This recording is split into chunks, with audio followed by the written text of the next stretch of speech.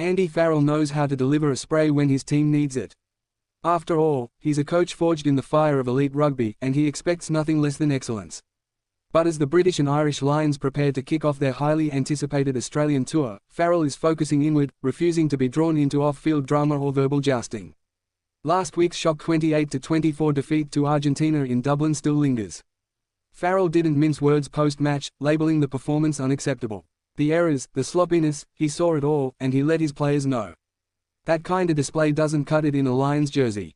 But now, with the opening game of the tour against the Western Force looming at Perth Stadium, Farrell is tuning out the noise. More than 40,000 fans are expected to pack in under the lights for a spectacle that arrives just once every 12 years. There's noise outside the camp, of course. Always is. Lions CEO Ben Calverley fired a warning shot earlier this week, reminding Rugby Australia of its obligation to release a strong contingent of Wallabies players for the tour games. The tension is there, simmering. But Farrell wants no part of the political wrangling. For me, I've got enough on my plate making sure that we deal with ourselves, certainly at this period of the early stages of the tour, he said calmly. I understand your question, but I'll allow the powers that be who know all the answers to the what-ifs to deal with it and get on with it. It was classic Farrell, focused, composed, and unshakable. Let the administrators and executives do the talking, he's got rugby to worry about.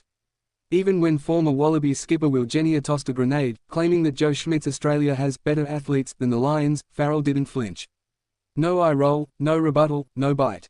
You would expect Will to say that. He's always going to back his own countrymen, Farrell said with a shrug. If he didn't, that'd be a story, wouldn't it? It's going to be constant, people backing their own, and that's how it should be. He knows the Australian players better than me, because he's probably played with most of them, so he's obviously very impressed by them. But I suppose he's not been in our camp, either. So it's very hard to judge, isn't it, unless you've been in both sides. It was a masterclass in diffusing a loaded question, respectful, firm, and focused on the job at hand. Farrell isn't worried about headlines. He's worried about performance. And make no mistake, the Western Force, bolstered by Wallaby squad members like Ben Donaldson, Tom Robertson, Darcy Swain, Nick Champion de Crespini, Nick White, and Dylan Peach, will present a serious challenge. The side's a great side, Farrell said. It's full of plenty of Australians that are in the here and now, and people who have ambitions to be future Australian Test players. Farrell has also opted for a blend of experience and fresh blood for the opener. 5 players will make their Lions debuts in the starting 15, including Irish hooker Dan Sheehan, who will also captain the side. For Sheehan, it's a special moment, a debut and a leadership role, all rolled into one. I think it's important to know where the opposition's mindset is and how they approach a game that only comes around every 12 years, like the Western Force, Sheehan said. I'm sure they'll be 150% of what they usually are, and they'll be flying into it. That's the kind of mentality that Sheehan is expecting, and is ready to meet it head-on. You mightn't have seen it in tapes of what they're able to produce, but I'm sure that bit of extra hunger can produce some powerful things, he said. They would have been eyeing this game up since they probably first stepped into that Western Force change room, but I don't want them to think that they're going to be hungrier than us. Sheehan's statement wasn't a jab, it was a challenge. The Lions aren't here to ease in.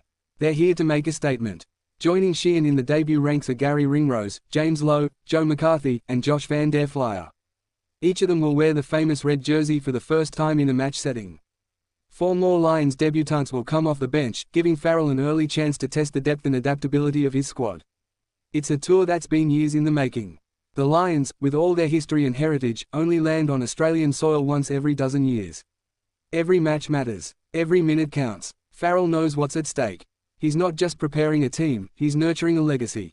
The Western Force, with their blend of youth, experience, and Wallaby ambition, won't be an easy mark.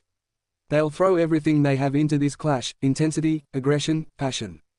It's their grand final. But Farrell and the Lions are building something. Something serious. Something special. And they're not here for soundbites. They're here to play. To win. To represent. No need for war cries.